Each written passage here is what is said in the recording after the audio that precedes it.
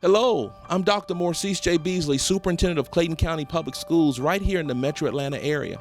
I would love for you to tune in with me to be inspired with Beasley, a podcast about what we can do as leaders, as a community, as parents, and business leaders to lift our community, lift our children to ensure that they have every opportunity to reach the ideals that they have for their lives. I hope that you will be encouraged and inspired to join me monthly with Be Inspired with Beasley, my new podcast. Again, I'm Dr. Morcease J. Beasley, here to keep our community engaged and informed.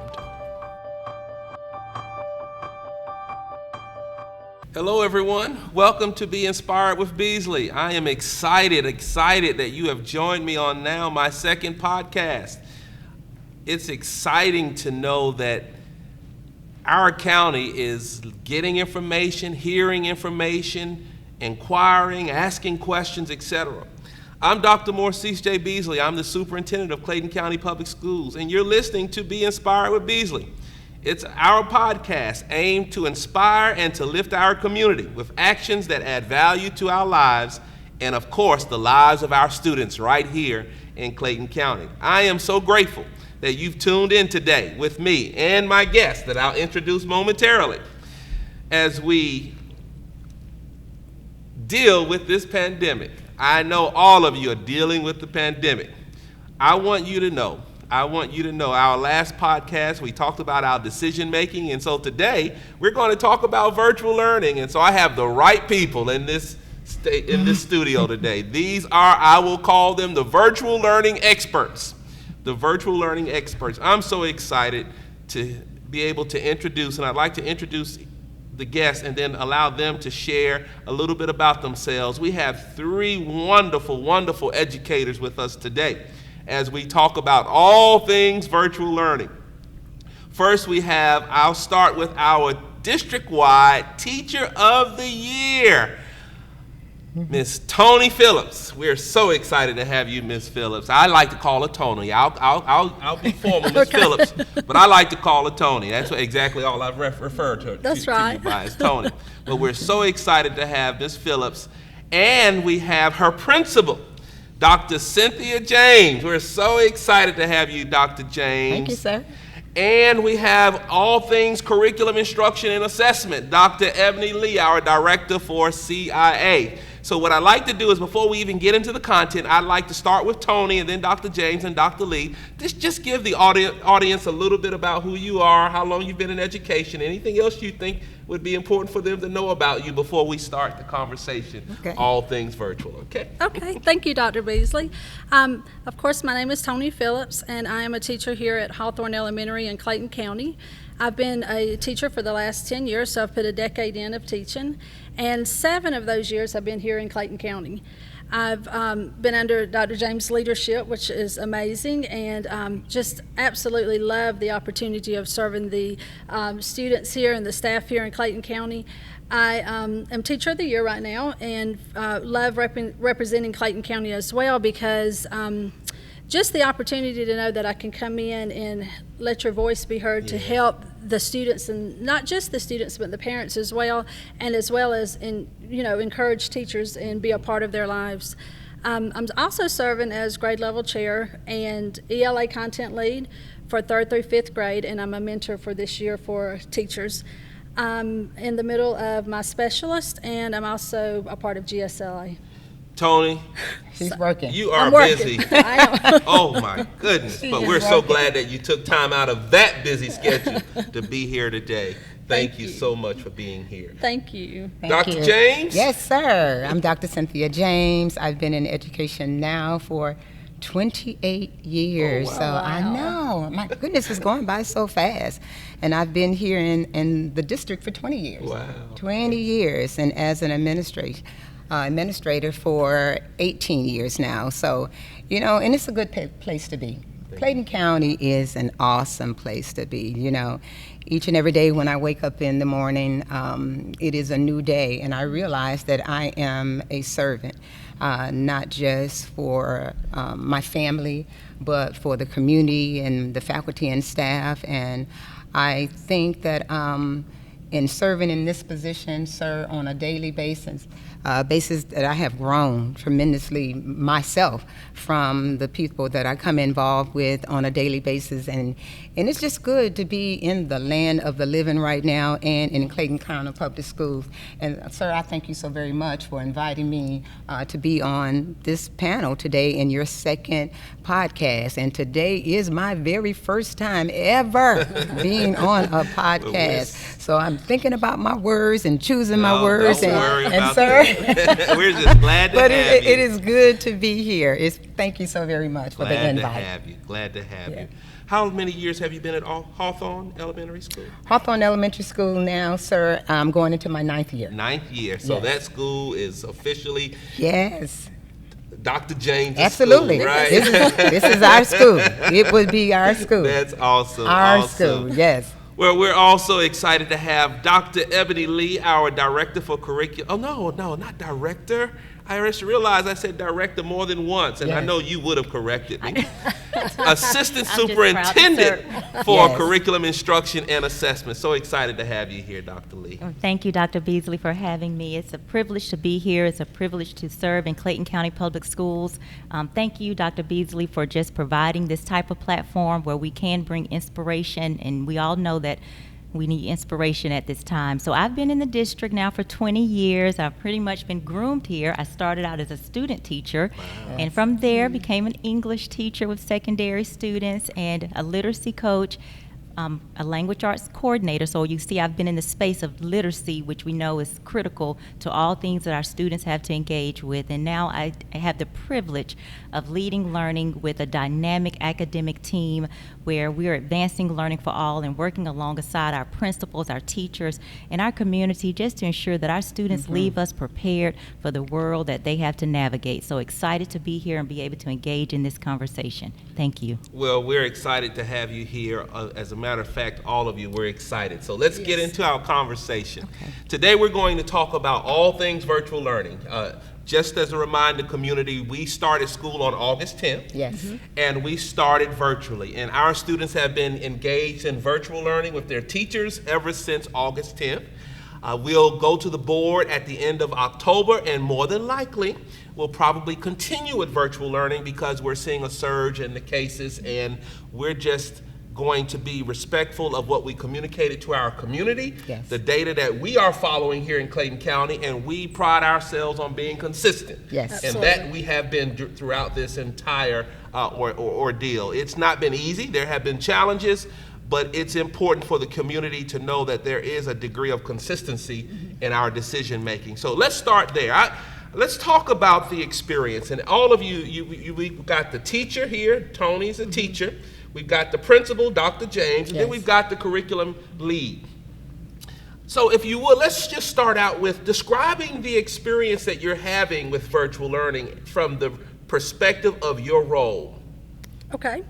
I would say that the experience right now that we are, as a teacher, that I'm experiencing as the virtual role of actually bringing in 60 students a day, we're departmentalized, and that experience has been different daily because we don't know what to expect each day because we think everything's running smooth and then somebody's internet goes out or, we're trying to figure out, what do we do now? But every day is a different day, and it's a great opportunity to bring in the families, the students, and to be able to still get that education across and make sure that our students and scholars of the county are still learning daily on a daily basis. So your students get a chance to see you every day. Absolutely. They can't necessarily touch you, but they can see you. Do they like that? They do. They still miss us, of course, and want to be in the classroom. But at the same time, we still have that connection. We're pushing our SEL, so we have ways that we are trying to help them deal with the situation. And we still have our talk time where they know that if they need us, they can get us after class. The communication's wide open, though, so we have the communication wide open. At any time that they need to reach us during the day, they know that they can get us, the parents and the students. Very good, very good. So we've been doing this since March now. Yes. And I think you taught summer school, didn't you? I did. And that was virtual as well. It was, yes. So is it feeling normal No? It is normal. It is. Okay. Yes. It's the new It is the norm. norm now. Yes. It has become the norm. Oh, wow. You know, and summer school set us up to where I didn't know those students because they're all across the county. Right. And so as we came into this year, it helped me prepare better, more, to be ready because those students I didn't know as well. So I was able to know that ahead of time I need to learn how I'm going to build this relationship with them as we're on the screen. So we've been able to do that. We have. So it's prepared us. Wow. Wow. All right, Dr. James. Yes, yes. Perspective of a principal. How And is the experience? The experience began a little challenging Okay. at first, initially, but I think because I work with a strong group of leaders in the building, we knew for a fact that we had to come together beforehand with a plan. What is it going to look like in our building? How are we going to address the teachers, the parents? How will they pick up their materials? How will we organize the day so everyone can still enter the building and be safe and pick up their materials? And we worked it out. We devised a plan. We divided it up by grade levels. They came in. Everybody just wanted to touch everybody, though, and embrace everyone, to say we are here and we miss you and we love you. And so we didn't get an opportunity at the beginning to do some of the things that we would typically do at the beginning of the school year. But the thing about it, we worked so well together, it came together. And they looked towards the leadership as the guiding force in the building, and they trust you and they respect you, and they know for a fact that if you put it out there, Dr. James, and you say that this is how it should be and how it should look, then we will be there for you. And because we are here together, we work so well together. The benefit of it all is I get to pop in classrooms every single day to look at it, but they wake me up still early as if I was in the building to say, oh, Dr. James, I can't sign in, or this is not working properly, or all of my children, where are my children today? So we're troubleshooting. That has First to give you some thing. degree of normalcy, Oh right? That's the normacy, because we're troubleshooting first thing in the morning until the end of the day.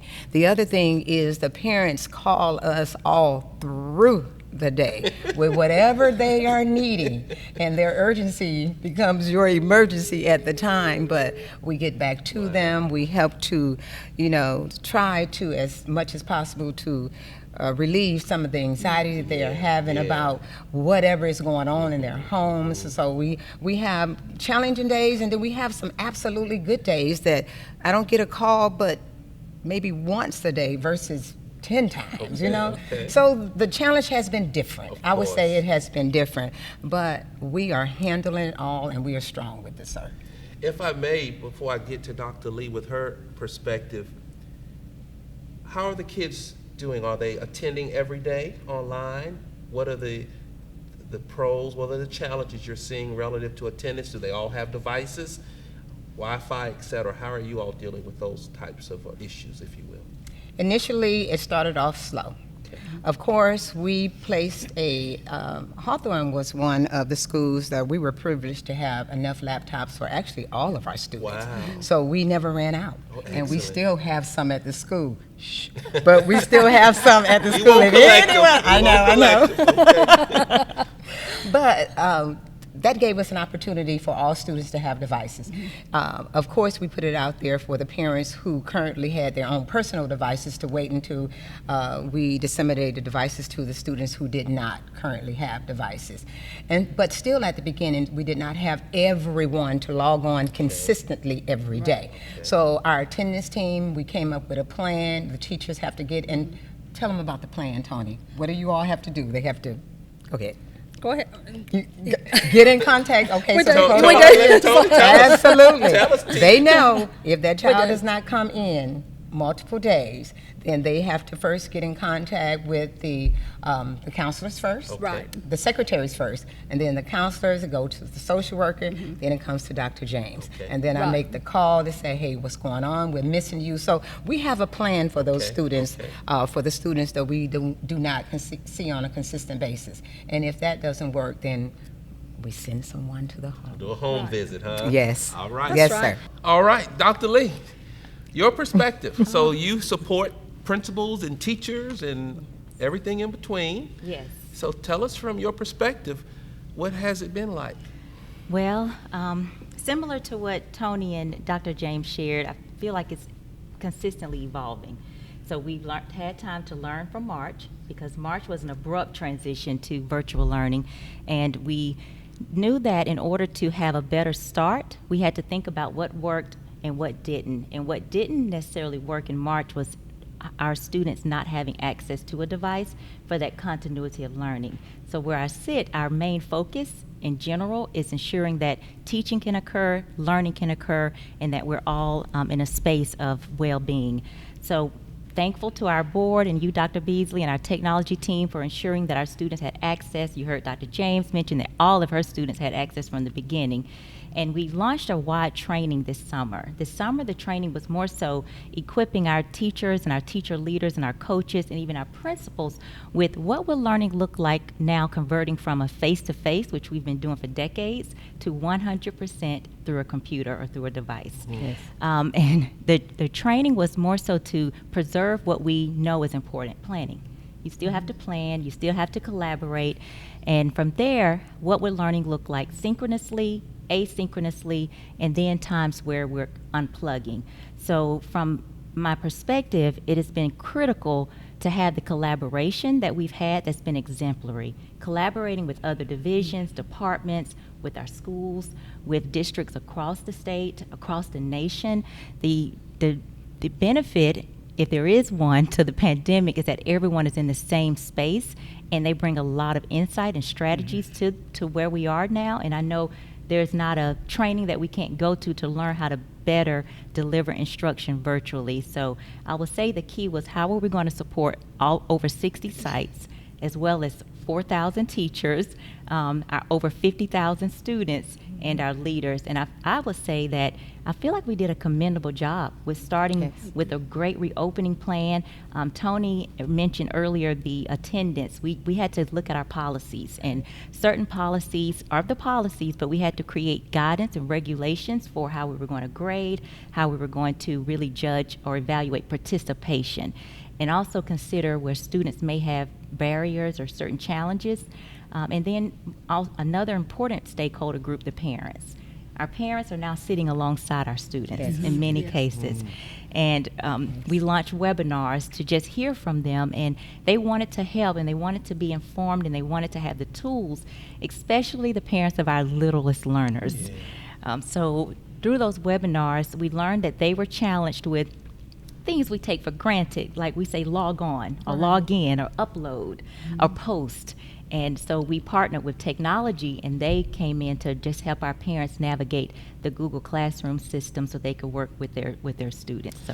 So you mentioned two words that I want you to make sure that you define. Okay. You mentioned synchronous and asynchronous. Yes. So those sounds like educational words, but they're Okay. really technological words. They are. Can you share with our audience what those words mean? Yes. Synchronous and asynchronous. Yes, so synchronous, the way we are using them in terms of how we deliver instruction, means that the teacher and students are engaged at the same time in live instruction. So it's similar to our phones being in sync. They're connecting, they're right there real time. Asynchronous is when students are still learning through their device or computer device, and the teacher may not be present necessarily leading the instruction. So the students are engaged independently in the learning. Okay, very good. So, Toni, are you doing more synchronous or asynchronous instruction? Well, to be honest, more synchronous instruction. Synchronous. So Yes. your students are with you every day, live, Yes. Yeah. Oh, yes, every day. engaging with Absolutely. you. Yes. Totally Very agree, good. sir. And there's some that still want to hang on, and so, I know that, like, for ELA, there's 55 minutes, but the other day we were on, about an hour and 15, because they were still going, and they wanted to. See, that's why she's teacher of the year. That's right. And I couldn't cut them off. I was thinking, okay, if you need to leave, go ahead, because I Okay. know there's a time there, Right. but they hung in there, so, So what would you say is good about this experience? We know the pandemic is a challenge for all of us in every way. Right. But what would you say is good? Do you see any good coming out of this experience? I do. When Dr. Lee was talking about collaboration a minute ago, absolutely, because at this point, I would say there's no excuse that we cannot collaborate at this point, and that we're able, it's just touch away from, be it the computer, the phone, whatever. And so the collaboration is a good key that I've seen, that there's been so much collaboration taking place. And the support, not just from, the teachers, the staff, the county, I mean, it's been right at our fingertips of what we've needed.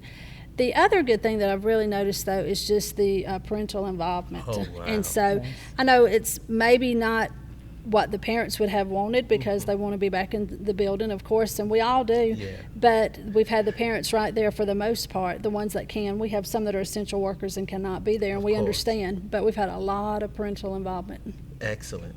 So that's a great thing. Dr. James, what do you I see totally good? agree with Toni as far as synchronous for sure for her, but for the bulk of our teachers at Hawthorne Elementary School, and we're just unplugged on the Fridays. I mean, because there are a lot of parent participation, and the parents have requested that some of the teachers conduct tutorials after school or after hours, and if the teacher has time, they do. I come into classrooms sometime, and at 2 o'clock they're still on with maybe 2 or 3 students that they're there to support, and even some on the weekends. Now, we won't talk about those ones on the weekend, but that is an arrangement that they have made between the teacher and the family and the parent, because they are essential employees and they have to be out and about.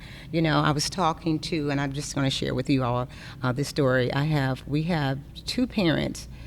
The father and the mom are funeral directors, and so they're both out of the home. Wow. And you're talking about essential employees for sure, so we have to make accommodations for that child. So we know that we continue to encourage the teachers to record their sessions, and so the parents, when they get home, because the child is currently with the grandparents, and the grandparents at this time may not be as savvy with the technology, so we put measures in place for children who have circumstances such as that, and it's almost like each child has an individual plan, and so we are so able to go directly into that family's home through that technology piece to support that parent. And I think that's what the parents really, really favor in this realm of virtual.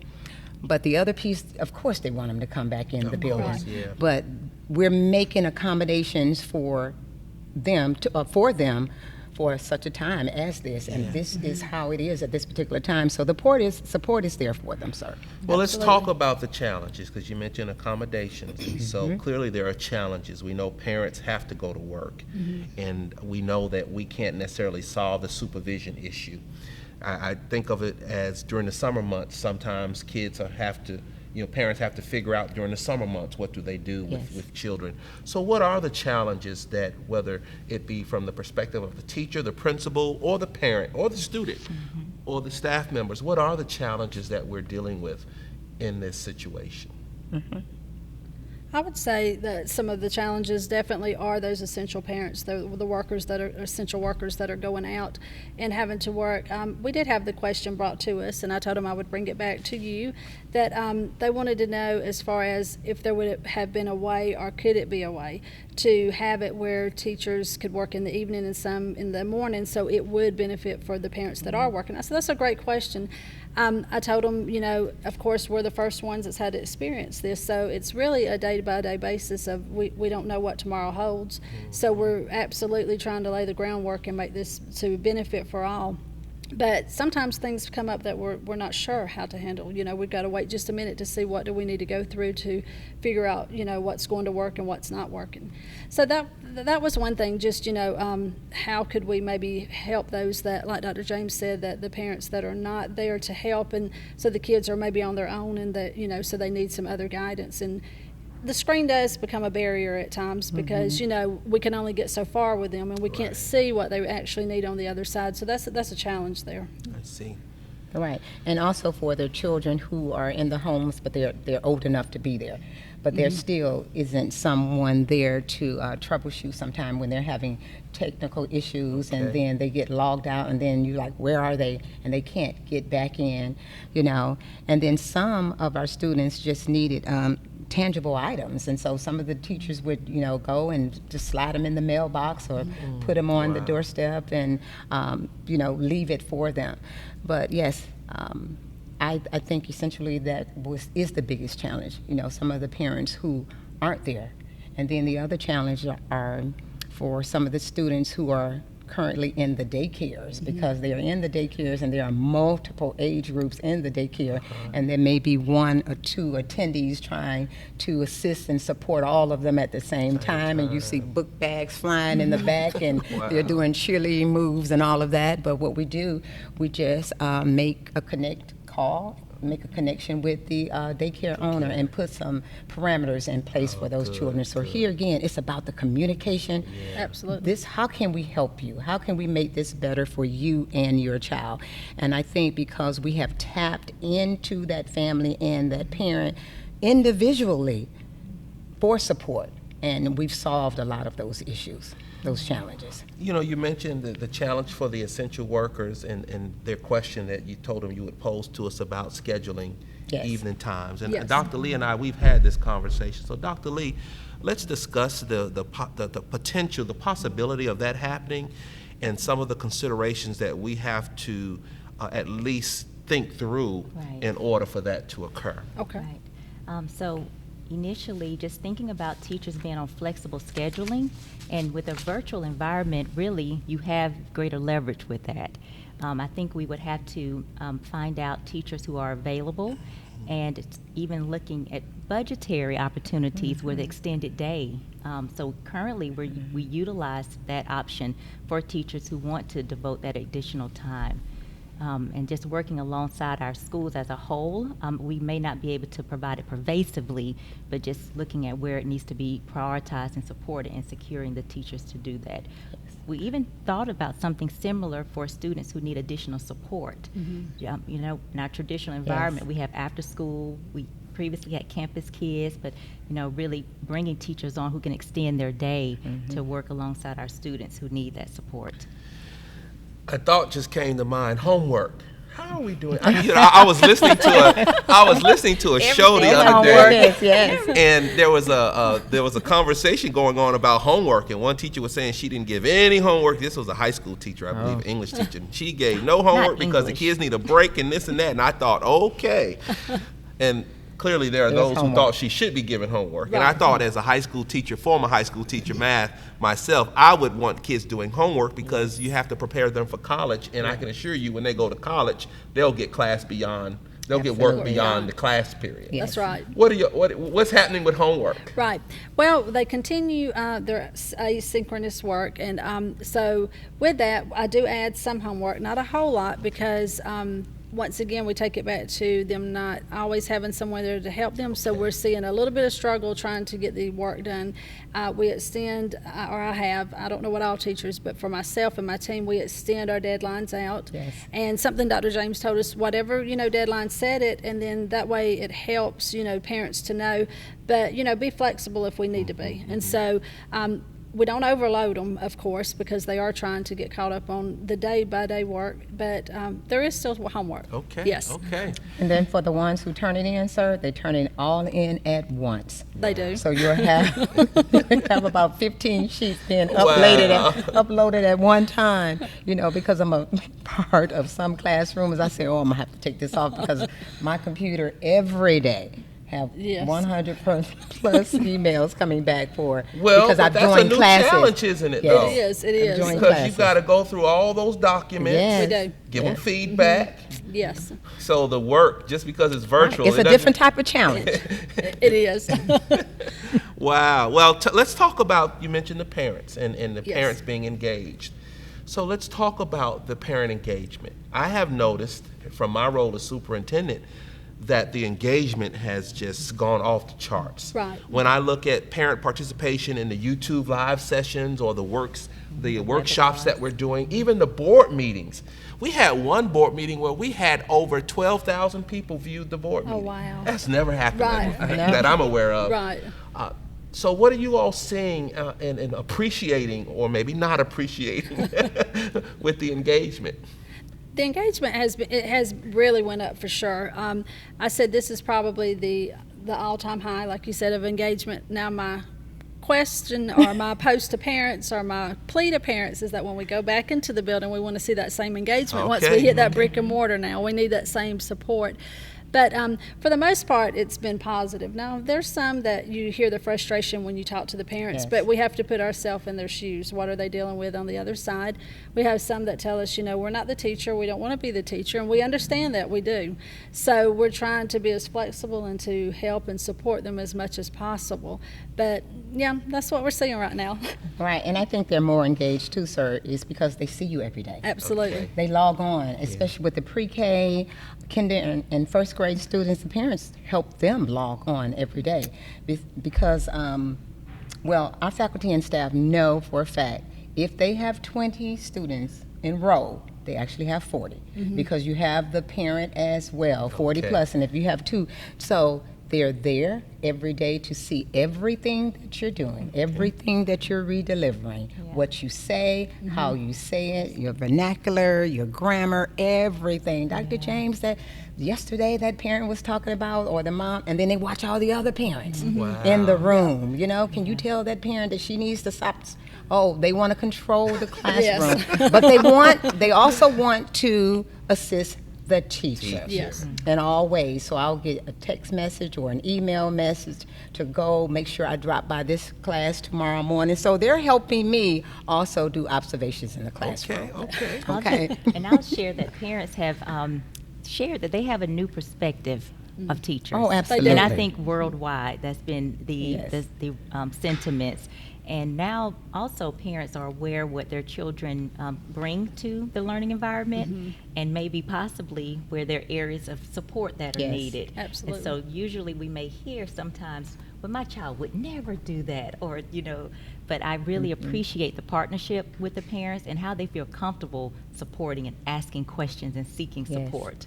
So, Well, and I was going to say that sometimes they feel maybe overwhelmed when they walk through the school building because some may say they're not as educated as the teachers or whatever, and we never make that the case. Of course, we welcome them. We have to be careful with our terminology and different things, but they feel more welcomed and more open because they're sitting in their home, so that's their their space, and so they feel that they're okay, and so it has them to open up to us more. Absolutely.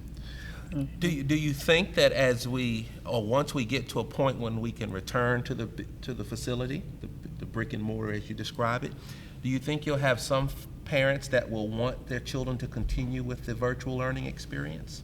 Absolutely. I think so, and I know so because they've already contacted me to inform me that unfortunately some of them have missed the deadline. They missed the deadline for the Virtual Learning Academy. How can I sign my child up because they're having such a great experience right now, and they feel sometimes some of the children are more focused, and for safety reasons as well, but for the academic piece, they will remain. So it really just varies by child and by family. Yes, it does, sir. Very good. Well, let's talk about what the students are saying. I know you spend a lot of time with your students. Yes. So what are those, students say the darndest things, as they say, right? What are the students saying about this entire experience? Well, I will say, I got an email the other day from a student that I had last year, and we went out on March 13th, and so that was the last I got to see my students, and I have gifted students in my classroom. And one student in particular, she sent me a message and said, Ms. Phillips, is there any way you could do a Zoom with us so we can just see you and talk to you for just a moment? And I was like, so we're going to do lunch one day. I told them, I said, probably a Friday after we finish all of our meetings, but so I've set it up that we're going to get together and be able to, communicate with them. And they just want to see us and talk to us. So, they miss us, they do, and we miss them. And so it's just what can we do? We're thinking outside the box. What can we do extra to make sure they still feel as special as they really are? That's right. And so So it can be a challenge sometimes because you think, oh, this will work. No, that didn't work. Let me try something else, you know. So, but it's day-by-day challenge just to see. We don't want to let one of them go by. I know not feeling loved, not feeling that they're important. And I know when Dr. James and them hired me, you know, almost 8 years ago, that was the biggest thing I said. When I lay my head down at night, I want to know that I've done everything to help that child that I possibly can do. That's right. That's right. The majority of the students that I've come in contact with, they are over this. They're over it, huh? They want to come back to school, you know. And even when I pop into the classrooms, you know, I used to be able to, you know, when we were in the building, to sneak in and just go to the back and sit down. Now they see your face as soon as you get there, and they're waving or they're putting, you know, hello in the chat box. And the first thing, when are we coming back to school? Or can you ask the superintendent, can we start back next month? They're ready. They are. They're Well, and ready and we they know want to. I get emails as well, Yes, and I mean I yes. got one the other day. It's like, oh, can you please? Yes. What's taking so That's long, right. Dr. Taking so James? long. What's taking and, so long? And the thing of one thing that I realized that sometimes because they're young and they're not as in tune with the data as we They're are. not. That's right. So you know we're looking at all the data the grown people, if you will, are looking Yes. at. Yes. And they don't always get that. It's kind of like, you know, in your house when you're paying bills, Yeah. kids think that the lights just come on That's right. automatically, right? No, Right. somebody has to pay for that. That's right. And then one day they get the experience and the realization that, oh, this is what you go through in order to have lights and gas, et cetera. So I don't think sometimes that they understand that our decisions are being so informed by what the data is saying. And the data is being impacted by what families are doing. Absolutely. You know, as long as the virus continues Yes. to Yes. spread, that's because we are involved in the spreading of the virus. Absolutely. And so sometimes it's very hard to get them to see that the only reason we can't come back is because of actions that we are taking. When I Right. say we, it's outside of the school, because we Yes. really want to come back to school. We do. Oh, yes. Right. We do. And we're in, to the facility. Come back Right. to the facility. Right. So we're having school. Absolutely. I Yes. gotta Every gotta day. get that right. We're having school. We want to come back to the facilities. The facility. But we also acknowledge that this is a very deadly virus. Yes. Right. And that Yes. Yes. we have a lot of groups that would be at risk. And Dr. Absolutely. Beasley, And we try to send that message on a daily, you know, through our social, emotional learning lessons. Yeah. Because for children, you know, it's an emotional piece, and they miss Right. that socialization, and they miss Yeah, being with you, and they miss Dr. James saying, "Good morning, how are you?" And I was able to just look at the faces of children to judge, you know, and predict, you know, how some of their days were going to be. Right. And now you look through the camera and you just see some of them just like, oh, you know, and I understand it and we understand it, but our teachers do a phenomenal job every morning, you know, to pull their child, even if they have to pull their child in a small group or individually to see what's going on, to do that check for them, you know. But yes, it is a challenge, but totally, sir, we understand. We understand that we still have to remain safe. And the safety has to be there for everyone, for the That's right. community, for every child, for every man, woman, boy, and girl that would walk into the doors of Hawthorne Elementary. I would feel that it's my responsibility, you know, to make and to ensure, you know, just last week I was taking videos of all the signage that they put on, you know, dropped from the ceiling and the dots on the floors, you know, just in case, you know, we were to return, and I had to send the video to show our parents that we've prepared, we're getting ready for you, we're ensuring that everything is safe, but the virus is still here, Yeah. and it's real. And It I is. was in our math department. Just commendations to Dr. Clark and her team. They really, I think, were intentional with educating our students about the virus and the implications, so that they can be informed. But we know there's an emotional connection to school, and our students can be informed but still want to return. Yes. One student particularly, I won't mention his name, but when we had the author's visit last week with Jerry Craft, at the end, he capitalized on the moment, first of all, because Jerry Craft is a graphic novelist, and he's an artist. So he asked a question. He said, I also brought my art and would like to share it with you. So Mr. Craft said, okay, at the end, just stay back in the Zoom and share it. But I asked the student what his thoughts were about virtual learning, and he said, it's okay, I'm learning a lot from the tools, but I miss my teachers, and I miss my friends, and I miss the clubs and the organization and the performances. So school is more than just about learning reading and Yeah. math and science. is. It's about connecting The with connection. peers and socialization and clubs and Yes. and Forming athletic events, yes, etc., absolutely. and Camaraderie. programs and Yes. plays. It's so Yes. much, Yeah. and so we want to get back to that. Well, what I'd like you to do, I'd like you all to think about one or two things that you would like to share with everyone as we close out our conversation about virtual learning. Whether it be parents or your colleagues, teachers, or other principals, etc. What would you want to share with them? We know that all of us would like to get back to the facility, the buildings. But until then, we've got to make the best out of this situation. Yes. I would definitely say that, as the principal of Hawthorne Elementary School, we are definitely here for you. And although that we cannot be at the school physically at this particular time, we are still here for you to answer any questions that you may have, to just be, the driving force for any challenges that you may be experiencing at home, but the challenges that we can help you with. But again, we're here for you. And as best as we can, if we are able, which may look like that at this particular time, again, we're here. Yeah, we're here, and that's what I need to say, sir. We're here for you. Thank you, Dr. James. Yes. Toni? I would say as well that we're here for support, and I would like to let parents know, don't let it become so overwhelming without reaching out to us and letting us try to help you in any way possible. If we can't fix the problem or help you with it, we'll find someone that can. There's someone higher up than us that we can reach out to, because the support's here throughout the county.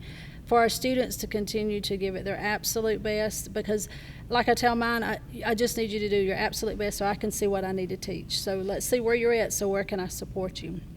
And I don't want to forget our staff and our teachers as well, that to take time for themselves, that's something I have to learn. Dr. James reminds me all the time. And it's hard, because one of our challenges right now for me is that I already put in long hours, as many teachers do, and so now that I'm in my home, I'm having to learn to walk away. The other night, I did 20 hours worth of work, and Dr. James like, Ms. Phillips, I said, put it down. I said, I understand, but in your mind, it was what can we do for the students? So we want the parents and students to know definitely that we're here, so we have their back, and we're here to do whatever it takes to help them become successful. Awesome. Dr. Lee? And I'll just add that there was a lot of talk over the summer of the COVID slide and the learning loss. And as we have begun to look at our beginning of the year data, our students, they haven't had a lot of learning loss. They essentially have come prepared to learn the knowledge of what they're going to gain this school year. So that speaks to the quality of leadership and instruction and support from our parents prior to this pandemic, but also the work that will continue. So I want our parents to know, as they see our teachers are planning and they're teaching. And to our teachers, they're being very flexible, I think creative. The use of these digital tools, it has just been really amazing to see how they have been able to adapt instruction to a virtual environment. So we're going to continue with it. We're going to continue to think through it. It's a very complex decision of when to return, but I really commendations to you, Dr. Beasley, for just allowing us to follow the science, follow the data, and continue to support our community. So thank you. Well, thank all of you. Dr. James?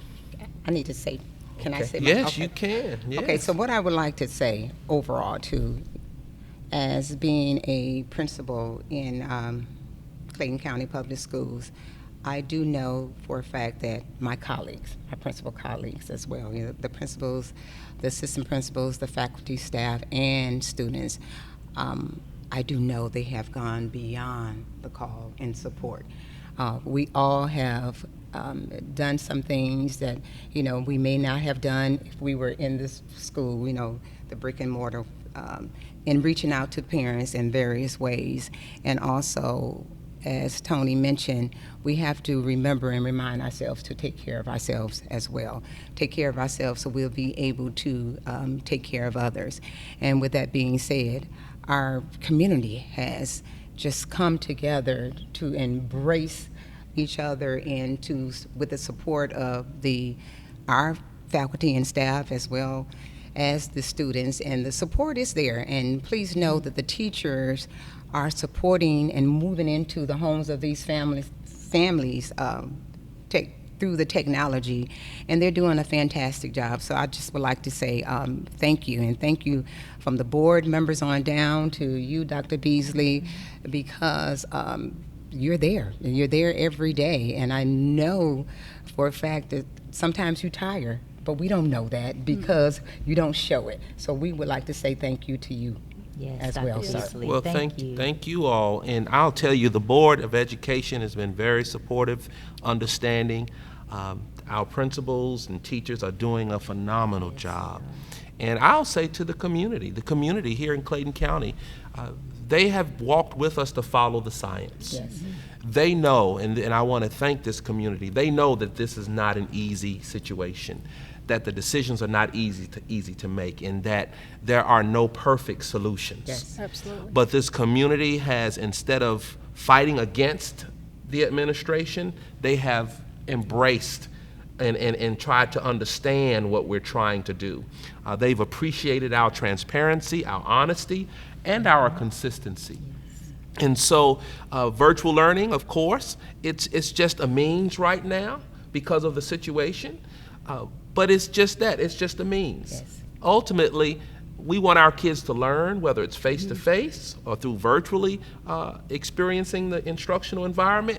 We want our kids to learn. We want them to learn skills that will propel them to a brighter future, So I want to say thank you all on behalf of the board and the community, our students, our parents. Thank you for what you're doing to keep our students as the focus. Yes. Throughout this pandemic. We didn't cause this pandemic. No. We're just having to deal with it. Absolutely. But that's life, isn't it? Yes. It's a lot of It stuff is. in life we don't cause. And no one told us that it would be easy and that it would always be life would be the way we want it to be. Yes. But we are learning through this. We're learning from it, and we're going through it together. And if nothing else, I think that unity and that respecting and appreciating one another's humanity, Yes. I think that's important. Loving our kids through this. You mentioned social emotional learning, and we'll talk more about that in future episodes of the podcast. But we're helping our community get through this. We're providing meals, instruction. We're doing everything we can do. The community has come together, and I'm very proud of what Clayton County has done Yes. Absolutely. to come together. I think Clayton County as a district, as a county, is leading as a model of how a community should come together to respond to this pandemic. So we're very excited to hear you all, to hear you share, but most importantly, to provide our community with this platform, another opportunity to just stay engaged, Yes. to be informed, to be inspired. And so I'll just close with this, that community, I want you to stay encouraged. You know, I remember those of you who are like me, went to Sunday school. There are times when, you just have to encourage yourself. Yes. You just gotta do what you gotta do to encourage yourself, to know that it's going to work out, that this too is going to pass, that this is just a moment. It's not going to last forever. Storms do stop. They come and they do go. Yes, they do. And that's one thing we've got to know, that this storm is going to eventually subside. It's going to leave. Just like it came, it will go away. But that's life. So I encourage everyone, and thank you all. Y'all stay encouraged. Yes. Yes. Principal we will. Yes. James and Toni Yes. and you all, because you have others, your students and your faculty, that are looking to you. Absolutely. And so it's important that you stay encouraged. And if nothing else, and Dr. Lee, if nothing else, I hope that we can be that inspiration and that encouragement to you, because you're on the front lines supporting our children, our parents, our families, Yes. as we all deal with this pandemic. So As we close, I want to thank our community and beyond our community for listening to this podcast, Everything Virtual Today, all things virtual. I want to encourage you all to join the conversation and submit your questions, your comments, and opinions to podcast@clayton.k12.ga.us. Again, podcast@clayton.k12.ga.us. And tune in to future episodes by subscribing to the Be Inspired with Beasley podcast on Apple Podcasts, Spotify, Google Podcasts, and on the district's website at www.clayton.k12.ga.us.